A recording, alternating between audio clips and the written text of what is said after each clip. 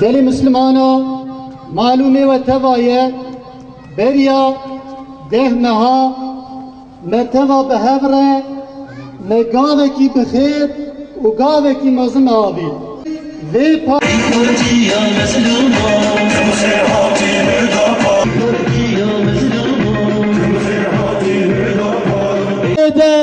emi dua bikin.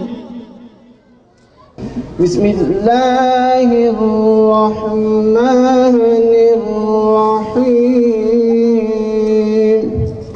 İnnallâhe ye'murukum en tu'addul emanati ila ehliha. İtaata Xuda ya Peyğəmbəri wî û wan amrê ji we bikin.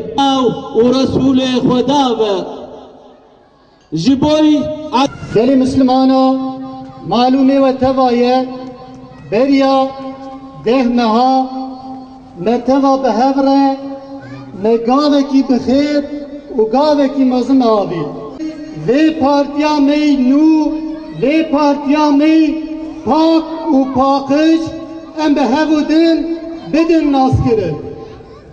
Ev ya civandina me evle bizna Xudayê Teala li gelek çiye batmanê ev civandinê me çê bibin û ê dewam bikin. Partiya me nû vê partiya me pak û pakış em behevudin bidin naskirin.